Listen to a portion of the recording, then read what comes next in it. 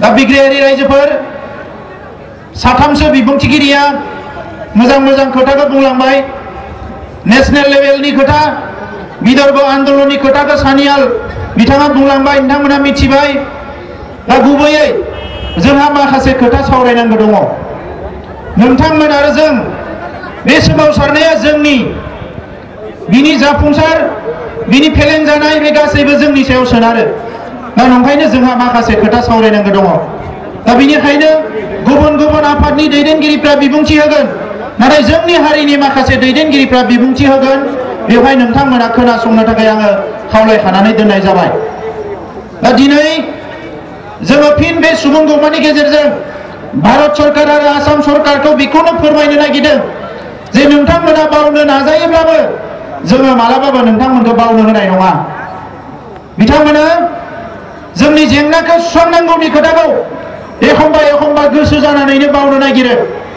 बावैसो दिल्लीयाव सानथामनि हाबाफारि लाबाय।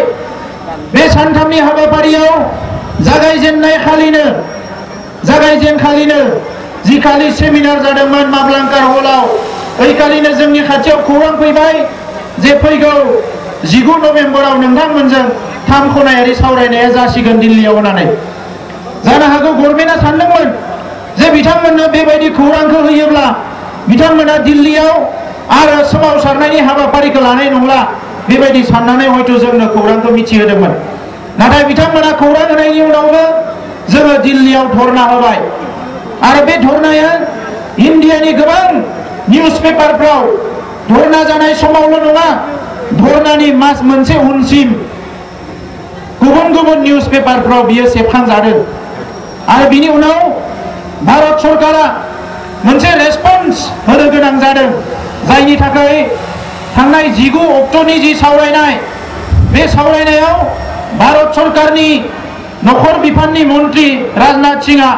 बिथाङा जोबोद उसुखुथु जादों। बे 3 खनायारि सावरायनायाव जोङो बिथांखौ नुदों जे बिथांनि मोखांखौ नायनानै एसे अन्थाव बाथाव नुदों जोङो सावरायनो थांग्राफ्रा। मानोना जोङो ओइखालि जोबोद सिस्टेमेटिकेलि सिगांनि समावबो आरो ओइखालिबो जोंनि दैदेनगिरिफ्रा, जोंहा 2 एक्स एमपि दङ, पिपुल जयेन्ट एक्सन कमिटिनि दैदेनगिरि दङ, MCLA दङ। बे गासैबो जोंनि दैदेनगिरिफ्रा जेला सुस्थ' मेलेमजों सान्थियै जेला मोजाङै सेबो, अब्ला भारतनि अफिसारफोर, आसामनि अफिसारफोर आरो नखर मन्त्रिया गावनो राजनाथ सिंहआनो एसे आख' फाख'आव गोग्लैदों, मोखां सोम सोम जादों। ओइखालि बिनि साननैसो सिगाङाव बिथांमोना मोनसे फान्दायबाय, नाङा फाङानो UTC होननाय मोनसे खोथा बरननानै होबाय। नोंथांमोना नुदों 16 तारिख जोङो 19 नभेम्बर खुंदों दिल्लीयाव, बिनि सानसे सिगाङावनो बिथांमोना गुनुग गानागै बरनदों। आरो 19 नभेम्बर खालि बे खोथाया गासैबो खौरां बिलाइफ्राव बायदिसिना निउज पेपारफ्राव बियो ओंखारदों, टिभि चेनेलाव। आरो जों जेला 19 नभेम्बर खुंबाय थायो, दिल्लीयाव आसामनि खौरांगिरिफ्रा जोंखौ सोंहरदों जे UTCनि खोथा मा मिथिगौ, जों रावबो मिथिया। जोंनि दैदेनगिरिफ्राबो मिथिया, जोंबो मिथिया। आफादनिबो NDP प्रग्रेसिभनिबो दैदेनगिरि दङ, जोङो बिथांमोनजोंबो रायलायदों, जोङो जेबो मिथिया। नाथाय बेखौ बिथांमोना बरननानै होदों। आरो बेखौ बरननानै बिथांमोना सानदोंमोन जोंनि सोमावसारनायखौ थेर बेथेर खालामगोन, इम्परटेन्ट गैया खालामगोन, जोंनि सावरायनायखौ गुरुत्व गैयै खालामगोन, बेबायदि होननानै बिथांमोना हयथ' सानदोंमोन। आरो बिनि थाखायनो बिथांमोना मा खालामबाय, 37 घन्टा ना 48 घन्टा बन्द होबाय। बन्द होनानै बिथांमोना हुलुस थुलुस खालामबाय आसामाव जे जेरैखि जाया बे सावरायनाया जानो मोना, UTC होनो मोना, बड'लेण्ड होनो मोना, बायदिसिना स्ल'गान होनानै बिथांमोना सोमावसारबाय, आन्दोलन खालामबाय, बन्द होबाय। नाथाय बिनि गेजेरजोंनो दिल्लीया जेरैबायदि सानदों ओरैबायदिनो रोखा बिथांमोना बुंदों सावरायनाया जागोन आरो जागोन। जोंबो थाबाय, सावरायनायाव बाहागो लाबाय। आसामनि सासे अफिसारा रायज्लायफुबाय थानाय समावनो बिथाङा रायखांदों जे दिनै बर'फ्रा बड'लेण्ड बिनो नंगौ, नाथाय बड'लेण्डखौ बोरै होनो? नै बड'लेण्ड होयै सावनो माबा मोनसे UTC खोथा बरननायावनो दिनै बिथांमोना हुलुस थुलुस खालामदों, बन्द होदों, दावराव दावसि जादों। आरो बे खोथायानो जोंनि सावरायनायखौ आरो बांसिन गुरुत्वपूर्ण खालामदों। बिथांमोना जोंखौ हारसायाव जेरै मोनसे बाथ्रा दङ, गरमारि गंगत पेलावा होननानै, नारनानै जोंखौ बिथांमोना ड्रेनाव खोख्लैनो नागिरदोंमोन नाथाय बिथांमोना नारनानै जोंखौ गंगायावसो खोख्लैनाय बायदि जादों जोङो नखर मन्थ्रिनि सिगाङाव स्पष्ट बुंनो हादों ओइखालि बै अफिसारा बुंनाय लोगो लोगोनो जों बुंदों नोंथांमोना दिनैनो बुजिनानै नाय अब्ला जोंखौ आसामनिफ्राय जुदा जानो नागिरनायनि दाय होयो दिनै बिथांमोना जोंजों बिटिसिआव गोरोबनानै थानो हाया नाय बिथांमोनखौ सोर होननानै बिथांमोना नोंथांमोना बिसोरखौ एरेस्ट खालामनांगौ एक्सन लानांगौ होननानै जों बुंदों मानोना बे मानसिफ्रा रावबो हारिनि रेसपन्सिबल मानसि नङा ना बिसोरो हिन्दुनि लोगो ना बिसोर मुस्लिमनि लोगो ना बिसोरो देशबासिनि लोगो ना बिसोर इन्डिजिनासनि लोगो बिसोर रावनिबो लोगो नङा बिसोर ट्राबल मेकार होननानै जोङो बिसोरखौ गायसननो हादों दिल्लीयाव आरो नोंथांमोना हयथ' नायनोबा नुगोन ओइखालि जेला जोङो जबरदस्त जोङो नारसिनो जोंनि माने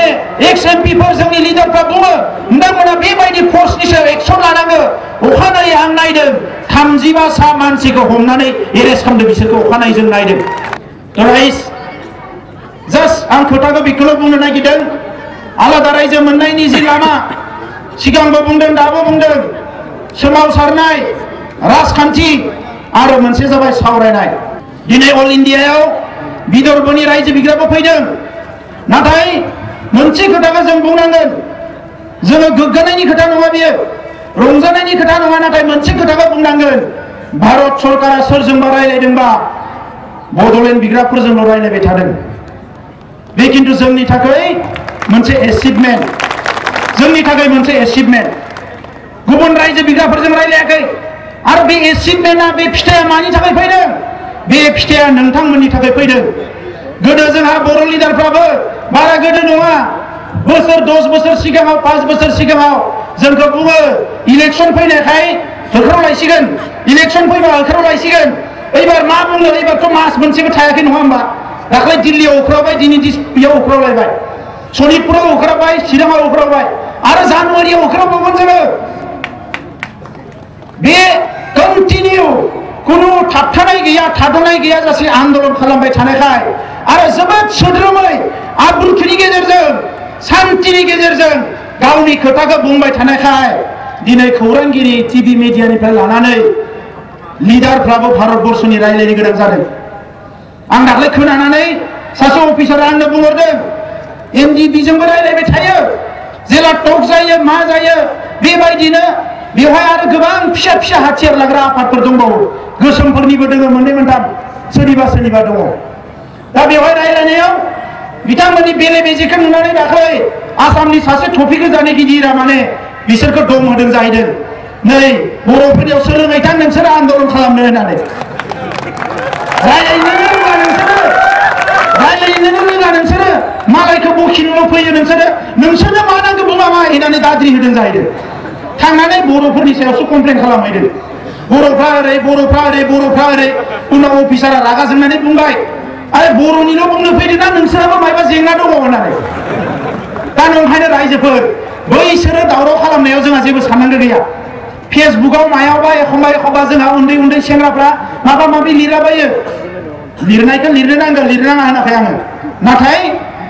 ओरैबायदि खोथाफोरखौ लिरनाङा जे खोथाफोरा बिसोरखौ मदद खालामो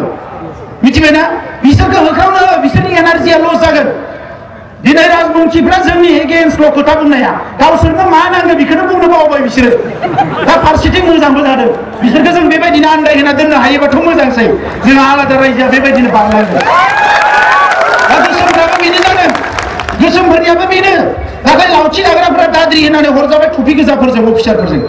थांनानै सोलोंना फैथां नोंसोरो बर'फोरनि सिलाय लाग्राफोरनियाव बर'फोरनि गणतान्त्रिक माने सोमावसारग्राफोरनियाव सोलोंना फैथां सोमावसारनाया बोरै खालामो गभर्नमेन्टजों रायलायनाया बोरै जायो सोलोंना फैथां होननानै बुंना हरदों दा बे एला खेला खोथा नङा रायजोफोर आरो बे अबस्थायाव जे बर'फ्रा सफैबाय बिनि थाखाय जोङो 30-40 बोसोर लामा हान्थिबोनो गोनां जादों मिथिबायना बिदिनि खोथा नङा बियो आं हारसिं गसंनानै गोग्गायै बुंनाय खोथा नङा बियो बै 30-40 बोसोरनि खास्रि बिस्रि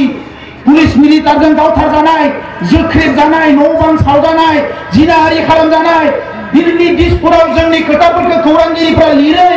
अफिसारफ्रा जोंनो सम होयै बर' लिडारफोरनो बै मन्त्रि मन्दाफ्रा सम होयै बेबायदि थासारिखौबो मन'बोजोबनानै जुजिबोजोबनानै दिनै जोंनियाव बेबायदि मोनसे साहस आरो धैर्यआ फैदों दा बेनो देरसिन खोथा दा नंखायनो रायजोफोर बे दाख्लैबावै जि खोथाफोर ओंखारबाय बे खोथाफ्रा बबेनिफ्राय ओंखारदों बबेनिफ्राय ओंखाराखै जों स्टाडि खालामबाय थादों भारत सरकारनि माखासे अफिसारफ्रा बर' जेंनाखौ जे सुस्रांनांसिगोन बिखौ अफिसारफोरल' नङा राजनिति लिडारफ्रा इभेन जों दाख्लै नुनायाव मेगनजों नायनानै नखर मन्थ्रिखौ जि नुदों बिथांनि गोरबोआवबो खिन्थु बे खिलिबाय जे बिसोरनि जेंनाखौ सुस्रांथारनांसिगोन होननाया बे जाबाय खिलिबाय दा बेवहाय नै बिथांमोनखौसो नायहरो गुवाहाटीनिया मा बुङो दा गुवाहाटीनियाबो खिन्थु थासारिया मोजां नङा गावसोरजों गावसोर अरलायनाया बारानिफ्राय बारा जालांगासिनो दङ गादि सेलायलायनानै नांलायनाया बारानिफ्राय बारा जादों बिबारा बिराद दावखोदोंमोन दाख्लै मोनबा रायजोआव बिबारा जेननायखौ नुनानै आखाइफ्रा आरो खर' दिखांलायबाय